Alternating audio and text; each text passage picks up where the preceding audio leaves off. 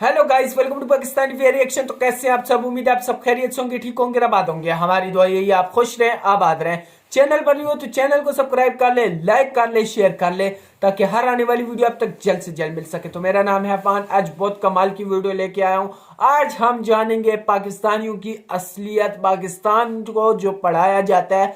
आज उनको पता चल रहा है कि वाकई हमें जो पढ़ाया जाता है बचपन से वो सब झूठ पढ़ाया जाता है। जो हकीकत है वो इंडिया में और पाकिस्तान की हकीकत वो ऐसी है।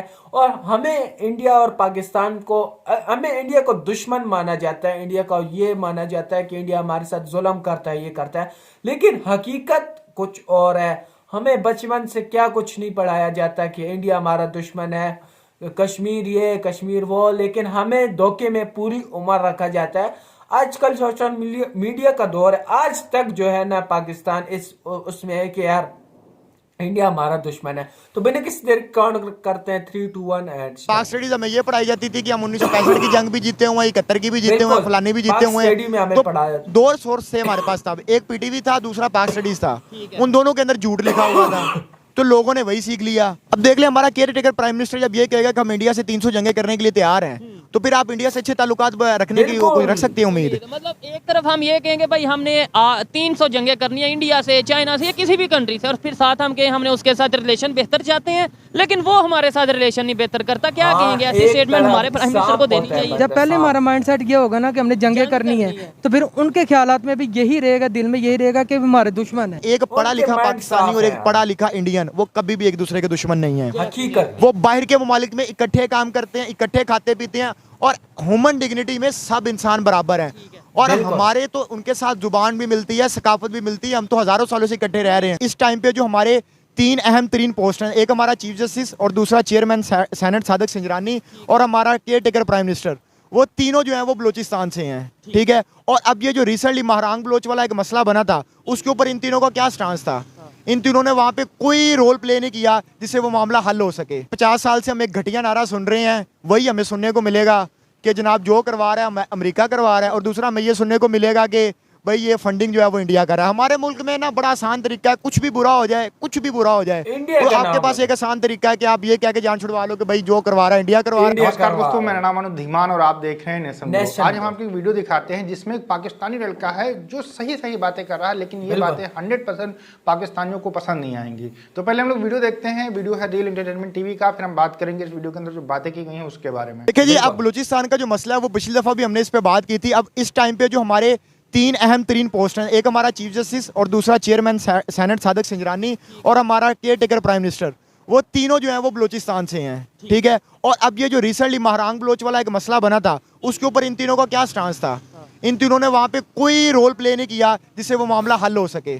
ठीक है। लेकिन हमने इनको डमीज बनाया हुआ है और इनको हमेशा उन पोस्ट पे लाके रखा जाता है जो डमीज पोस्ट होते हैं। बलूचिस्तान से जो लोग होते हैं ज्यादातर उन्हें care taker prime minister, care taker chief minister या इस तरीके से पोस्ट पे रख दिया जाता है। लेकिन यह है कि ये डमी पोस्ट तो नहीं है। चीफ जस्टिस की पोस्ट जो है वो तो बहुत एक बड़ी ऑथेंटिक पोस्ट है। चीफ जस्टिस की जो पोस्ट है, जो रिसेंटली काजी फायज ईसा साहब हैं, अब मैं उनके बारे में कोई खुल के बात नहीं करना चाहता, कुछ बातें होती है नहीं करने वाली, लेकिन मैं उनको ये बताना चाहता हूँ कि पाकिस्तान की तारीख का सबसे अगर बदतरीन को चीफ जस्टिस आया तो मैं इसको मानता हूँ। ठीक है। क्योंकि ये इस टाइम डेमोक्रेसी का सपोर्ट नहीं कर रहा, ये इस टाइम डिक्टेटरशिप को लेके चल रहा है। ये जब इसको चीफ जस्टिस बने कितना अरसा हो गया, तकरीबन 2 से 3 महीने हो गए हैं। इसने पाकिस्तान के अंदर इलेक्शन अनाउंस क्यों नहीं करवाए? जो कि इनकी आईनी जिम्मेदारी थी। ठीक है कि मुल्क के अंदर आप इलेक्शंस करवाएं, वो नहीं ये करवा सका। ठीक है। उससे पहले जो चीफ जस्टिस है मैं उनकी हमायत करता था, क्योंकि उन्होंने एक स्टेप लिया था पाकिस्तान में इलेक्शंस करवाने का, लेकिन वो भी अल्टीमेटली पूरा नहीं हो सका, क्योंकि हमारे इदारे जो थे वो एक पेज के ऊपर नहीं थे। 50 साल से हम एक घटिया नारा सुन रहे हैं, वही हमें सुनने को मिलेगा कि जनाब जो करवा रहा है अमेरिका करवा रहा है, और दूसरा हमें ये सुनने को मिलेगा कि भाई ये फंडिंग जो है वो इंडिया कर रहा है। हमारे मुल्क में ना बड़ा आसान तरीका है, कुछ भी बुरा हो जाए, कुछ भी बुरा हो जाए, वो आपके पास एक आसान तरीका है कि आप ये कह के जान छुड़वा लो कि भाई जो करवा रहा है इंडिया करवा रहा है, इसको इंडिया फंड कर रहा है और इसके अंदर राग एजेंट शामिल है, और ये सारा मामला है। ये ज्यादा देर ऐसे चलेगा? आपको नहीं लगता कि सोशल मीडिया से बहुत सी चीजें क्लियर हो चुकी हैं? अब मजीद तो नहीं ऐसा होगा कि हम कुछ भी गलत करें, कोई भी गलत पॉलिसी बना दें? पाकिस्तान में जब पब्लिक प्रोटेस्ट के लिए बाहर निकले या अपनी आवाज उठाया के लिए, तो हम ये कह दें कि ये तो इंडिया की फंडिंग से यार पब्लिक प्रोटेस्ट के लिए कैसे निकले? अभी आप ये देख लें कि जमशेद दस्ती हमारे farmer member of national assembly हैं, 4 दफ़ा वो नेशनल असेंबली के मेंबर रह चुके हैं। उनके साथ ये किया है हमारे कुछ लोगों ने, गवर्नमेंट के लोगों ने, कि उस बेचारे को, उसकी बीवी को उसके घर वालों के सामने नंगा किया, उसके बच्चों के सामने और उसके हस्बैंड के सामने नंगा किया। पाकिस्तान में डेमोक्रेसी की कंडीशन है, ये डेमोक्रेसी की कंडीशन है और ये दिन दिहाड़े तकरीबन ये काम उन्होंने किया है और वो बेचारे ने अपनी वीडियो रिलीज किया। और मुझे बताएं कि अब ये चीफ जस्टिस जो फैजाबाद धरना केस को लेके बैठा हुआ है, अब मुझे बताएं कि इस बात पे उसने नोटिस क्यों नहीं लिया। पार्टी के दो बंदे तोड़ रहे हैं, किसी तरह हम पावर में आ जाए, किसी तरह हम हैंडलर्स बन जाएं, किसी तरह हम कंट्रोल कर रहे हैं, तो हम अभी भी वहां पे फंसे हुए हैं। और अगर हमने यही रवैया इख्तियार रखा तो यकीन माने हमारा कोई मुस्तकबिल अभी तक नजर नहीं आ रहा, जो दूर दूर तक हमें नजर आता है वो भी नहीं आएगा। देखिए हमारी जो सरकारी मुलाजमीन है उनकी तनख्वाहें देने के लिए हमें IMF से ट्रेंच लेनी पड़ती है।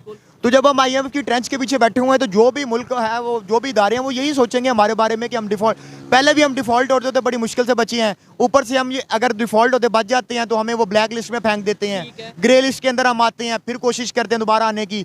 हमारे यहाँ मेन मसला ये है कि हमारे यहाँ डेमोक्रेसी नहीं है। यहाँ पे देखिए हमारे जो मेन 2-3 इदारे हैं उसके अंदर हमारा अदलिया का इदारा आता है, ठीक है, उसके बाद हमारा पुलिस का निजाम आता है, उसके बाद हमारी पार्लियामेंट वगैरह आती है। आप मुझे खुद बताएं इस टाइम हमारे पास क्या एग्जिस्ट करता है? बलूचिस्तान के ऊपर कोई आवाज नहीं उठा रहा, बलूचिस्तान के जो इश्यूज हैं उनके ऊपर कोई बात नहीं कर रहा। फिर जब अल्लाह ना करे कोई ऐसी सिचुएशन बनेगी, कोई ऐसी बात होगी, फिर ये कह दिया जाएगा कि रॉ ने साजिश कर दी, फिर ये कह दिया जाएगा कि ये हमारी नालायकी और नाहिली छुपाने के लिए हमारे पास 2 ही जगह, मैंने आपको पहले बताया कि या तो वो अमेरिका करवा रहा है और या वो इंडिया ने जो फंडिंग कर दी, या ये राक एजेंट है। ये हमारे पास 2 बहाने हैं पड़े हुए हैं, जो भी नाकामी करेंगे उसके ऊपर डाल देंगे। लेकिन अभी जो है ना, मैं ये कहूंगा एक डेमोक्रेटिक लीडर है जो भी है, और उसको चाहिए कि वो सबसे पहला प्राइम मिनिस्टर को चाहिए कि वो आके ये काम करे कि वो इंडिया के साथ अपनी ट्रेड खोले, उनके साथ रिलेशन बेहतर करने की कोशिश करे और इंडिया के साथ बातचीत करे, निगोशिएशन करे, मुज़ाकरात करे। छोड़ दो यार जंगे शंगे करने ही, हमने पहले बहुत सारी जंगे करके देख ली, हमें उसका कोई नतीजा नहीं मिला। हमारे लिए क्या किया है सिवाय इस बात के कि हमारे घरों के अंदर लोगों को उठाया जाता है, लोगों की इज्जतों को पामाल किया जाता है, ना चादर चारदीवारी की को तहफुज रखा जाता है, तो कद्दूस पामाल किया जाता है, बुजुर्गों को उठा लिया जाता है, बच्चों को उठा लिया जाता है। यार आप लोगों को 2000 रुपए का 2000 रुपए का बजट इसलिए आपको दे रहे हैं। मैं यहाँ पे ये कहना चाहूंगा कि भाई मेरी पर्सनल ओपिनियन ये है कि जंग किसी भी मसले का हल नहीं था, नहीं है और ना ही होगा। यही जो बजट है अगर एजुकेशन पे लगाएं, यही बजट, मैं एक और चीज क्लियरली कहता चलूं, यही जो बजट है, हम अपना जो कहते हैं कि भाई इंडिया से हमें खतरा है इसलिए बजट बढ़ा रहे हैं, इतना बजट, इसी में हम अपने एजुकेशन और अवेयरनेस सोशल मीडिया, यूट्यूब या इवन मेन स्ट्रीम मीडिया के ऊपर ये लगाएं अवेयरनेस के लिए। पाकिस्तान की यूथ, मैं समझता हूँ हमें उनसे जो सा वो डिफेंस किया, इस चीज़ों की जरूरत ही नहीं पड़ेगी। यही ना देखिए, अगर देखे ना, पाकिस्तान और इंडिया एक निगोशिएशंस करते हैं, मुज़ाकरात के टेबल पे बैठते हैं।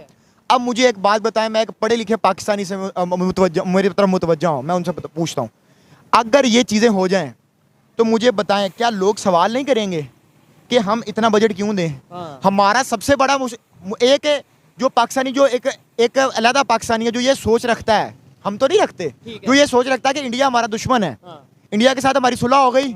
अब मुझे बताए वही बंदा उठ के सवाल करेगा कि अब तो हमें किसी से खतरा ही नहीं है, सुलह हो गई हमारी, अब 1800 अरब को इस तरह करो, 1800 अरब को काट के 100 अरब कर दो, ठीक है, बाकी एजुकेशन पे लगा दो, 1700 अरब कर दो। अब मुझे बताए क्या वो लोग इस बात पे तैयार हो जाएंगे कि उनके मुंह से लुकमा छीन लिया जाए? और मेरे पाकिस्तानियों अभी भी समझ लो इस बात को कि वो नहीं चाहते कि हमारा जो लुकमा हमारे मुंह के अंदर है वो कोई खींचे आके। मतलब जिसकी जो ड्यूटी है वो करे। और मैं ये कहना चाहूंगा कि 2024 में जैसे हर किसी ने कोई ना कोई गोल, किसी ने कोई ना कोई टारगेट रखे होते हैं, मैं ये चाहूंगा पाकिस्तान में भी रेजोल्यूशन आए, पाकिस्तान में पीस वाला कोई, मतलब ये पुरअमन तरीके से कानून के मुताबिक कोई ऐसा इंसान उठे जो इनकलाब की बात करे, हमें ये बताए कि दुनिया कहाँ जा रही है। दिलशाद भाई क्या कहेंगे? आपको नहीं लगता कि हमें सिर्फ कैमरे और माइक के साथ ये बोलेंगे, जब प्रैक्टिकली लोगों में जाके ये बातें करने की जरूरत है? बिल्कुल है। अब मैं आपको बेसिक डिफरेंस बताऊं, ये भाई खड़े हैं मेरे पास, भाई आपको पता है कि इंडिया के अंदर इलेक्शन होने वाले हैं, क्या इंडिया का प्राइम मिनिस्टर 5 साल पूरे कर लेगा?